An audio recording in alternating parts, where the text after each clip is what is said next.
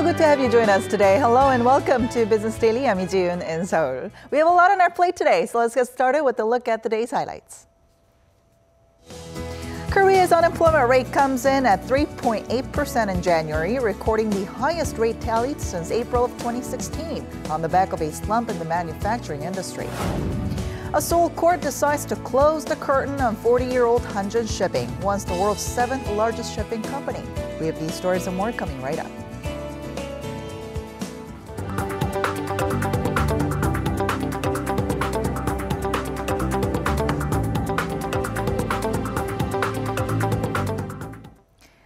A gloomy start of the year on the jobs front. The number of unemployed people in the first month of the year surpassed the 1 million mark for the first time in 7 months, and the manufacturing sector continues to struggle. Our Shin Se-min starts us off. The number of people in the workforce last month came in at slightly under 25.7 million. That's up 243,000 from the same period a year ago, but the slowest gain in 11 months. It's also far below the government's target of 290,000 per month for this year. Statistics Korea says much of this lackluster performance stemmed from struggling manufacturers considered the backbone of the economy. The impact of heavy restructuring in the sector caused the number of added jobs to shrink by 160,000 last month from the year before, extending the fall to 7 straight months. It's also the biggest drop recorded since July 2009.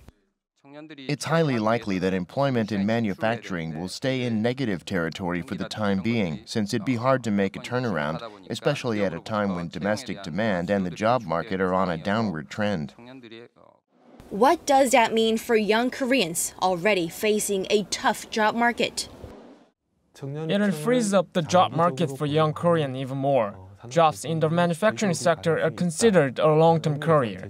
But given the current circumstance like the slower pace of global economic growth, these businesses will likely not be ramping up their workforce, at least for now.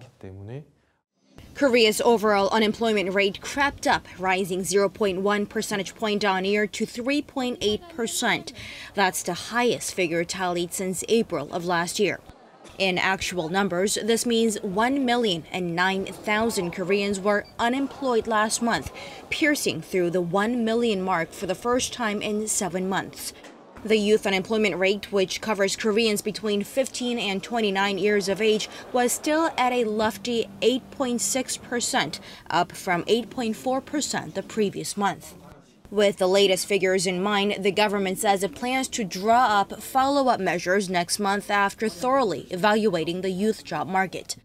Shin Se-min, Business Daily. Meanwhile, the amount of loans Korean households took out last year jumped by the largest amount on record, with a heavy reliance on the non-banking sector. According to a fresh Bank of Korea report, 124 trillion won was added to the balance last year. That's nearly $109 billion, bringing the total to $1.013 trillion. Now, taking a look at the source of those loans, banks which adopted stricter credit review guidelines had lent out 12% less money than the year before. On the other hand, non-bank entities such as so-called savings banks, insurance and credit finance companies lent out 73% more on year. Corporate loans handed out by banks decreased sharply to just 43% of what it was in 2015. In light of this, in its preliminary report submitted to the National Assembly today, the Bank of Korea emphasized that it would keep its monetary policy loose with an eye on maintaining financial stability. U.S. Federal Reserve Chair Janet Yellen says the central bank is on track to raise interest rates as growth remains stable and inflation continues to pick up pace. Yellen told Congress on Tuesday that it would be unwise to wait too long before hiking rates. She, however, was cautious not to clarify when the Fed will raise rates or on what basis it will do so, but markets are expecting a hike as early as March. The Fed kept its interest rates near zero for nearly a decade and raised them in December 2015 and again a year later, leaving the band in the 0.5% to 0.75% range. Let's Let's now take a look at how the markets fared here in Seoul today. Both major indexes gained on Wednesday, this time riding on the strong rally that continues to propel Wall Street forward. The benchmark Kospi climbed 0.45% to end the day at 2,083.86. The tech-heavy Kosdaq was up 0.72% at 615.95. On the foreign exchange counter, the Korean won weakened against the greenback, settling at 1,142.21. This as Wall Street overnight recorded its fourth back-to-back session of across-the-board new highs. The gains were led by banks and Apple stocks after Fed Chair Janet Yellen struck a hawkish tone on the timing of the central bank's next interest rate hike. The Dow Jones Industrial Average advanced 0.45%, the S&P 500 edged up 0.4%, and the Nasdaq added 0.3% on Tuesday. Starting today, it'll be easier for consumers to track down money or credit card points that they might have forgotten about using a new website run by the Financial Supervisory Service. There's nearly $3.8 billion sitting in such dormant accounts. And this new site will enable users to check with banks, insurance companies, and other financial institutions from a single source. Our Kim Hyo-sun reports. As of last September, the amount of money left sitting in dormant accounts at financial institutions, including banks, securities firms, and insurance companies, reached 4.4 trillion Korean won, or nearly $3.8 billion. According to the Financial Supervisory Service on Tuesday, half of those assets were in the form of credit card mileage points, followed by unclaimed money held by insurance companies. The total balance of dormant trust accounts at banks came to 229 billion won, or about $200 million, while money lying unclaimed in deposit accounts reached nearly 189 billion won, or $166 million.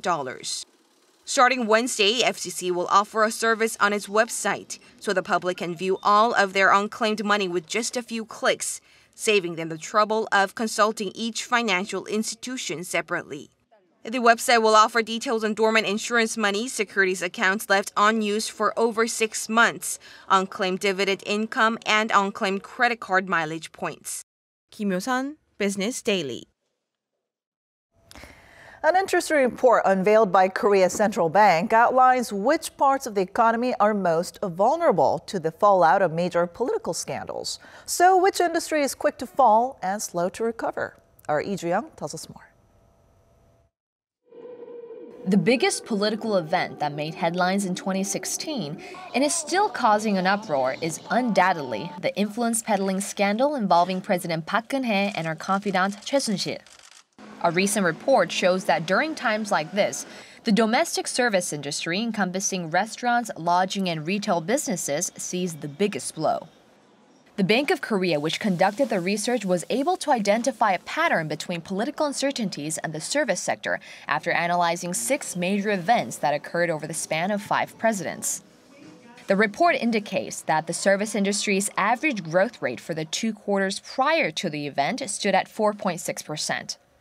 But that on-year expansion plunged to under the 1% mark for the 3 quarters that followed the event. It wasn't until 4 quarters after the turmoil that the rate climbed back over 1.6%, which means it took about a full year for the industry to show signs of recovery. The manufacturing sector, on the other hand, showed a more gradual slowdown in growth and recovered faster starting from the 3rd quarter after the event. The study bolsters the claim that political uncertainties tend to have a greater impact on consumption, which in turn affects job stability of temporary and day laborers, as well as self-employed business owners in the service sector. Statistics Korea says their job growth dipped an average 1.2% and 1.4% respectively in the 2 quarters that followed. The central bank also noted that this time around, external factors like the growing trade protectionist movement in the U.S., as well as the possibility of faster rate hike by the Federal Reserve, could further dampen economic sentiment and hinder growth in already difficult times. Lee Ju-young, Business Daily.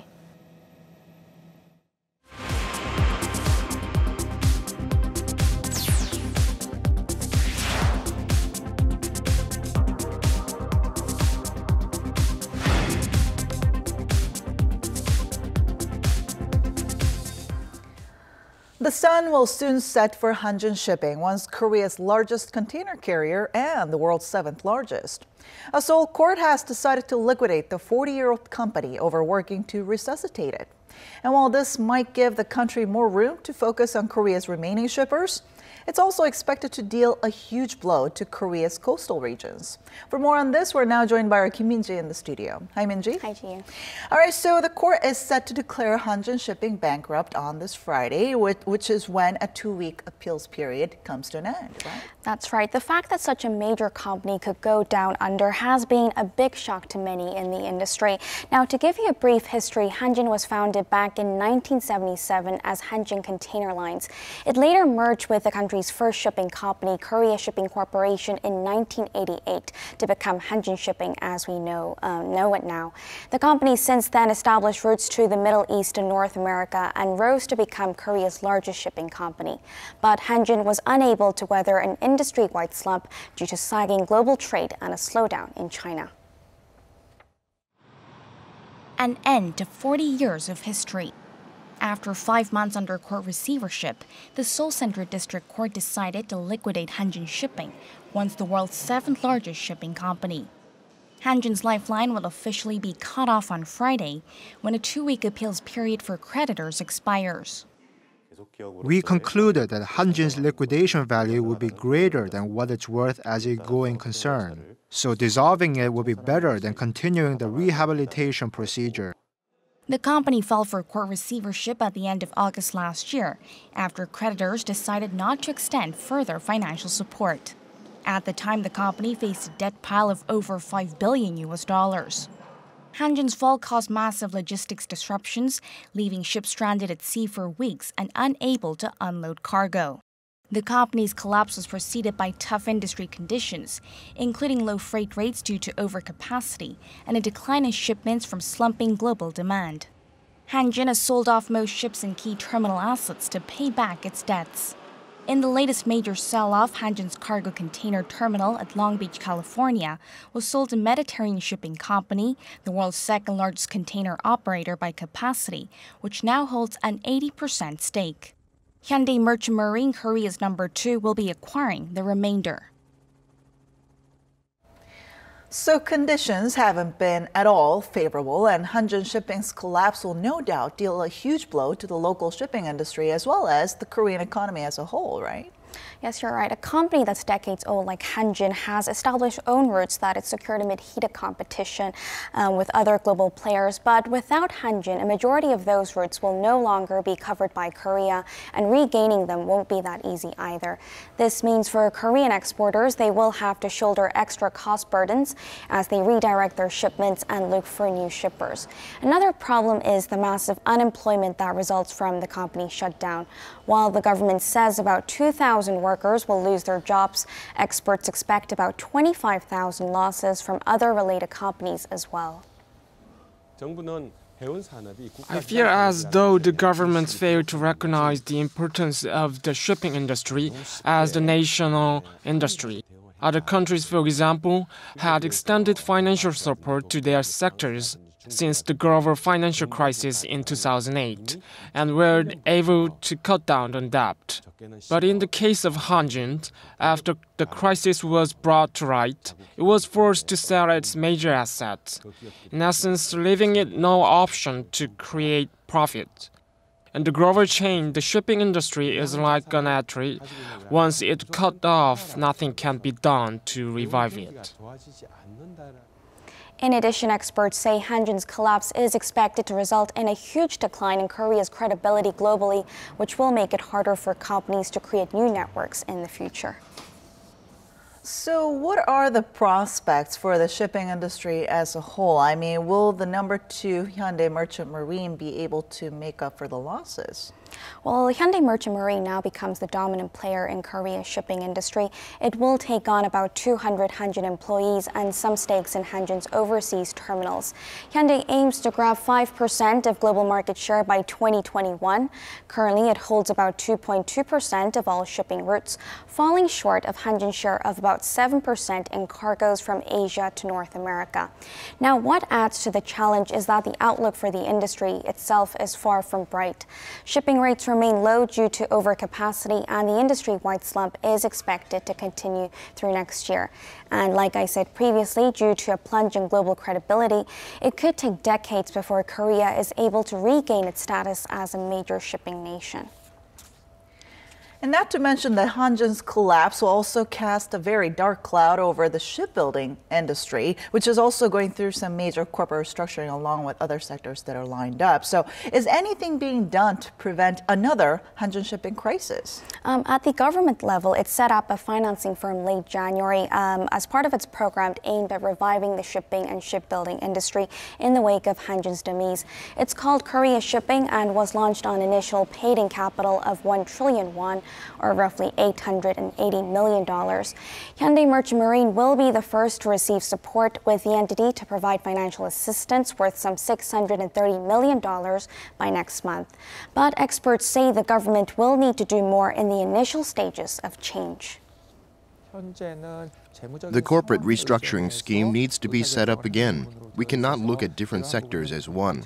It should depend on the industry outlook and economic principles. We have to consider the company's financial status together with industry factors and then decide what's needed. The government needs to come up with better and more effective ways to deal with the aftermath of corporate restructuring, such as unemployment and the ripple effects seen in the overall economy. Experts say timing is key in corporate restructuring, but with the current economic team losing steam as its term comes to an end this year, they say it's important that the new government acknowledges the importance and sees it as a priority. So I guess it's something that the new administration will probably have to carry on to ensure that these industries regain their competitiveness in the long run. That's right. All right. Thank you so much for coming in today. My pleasure.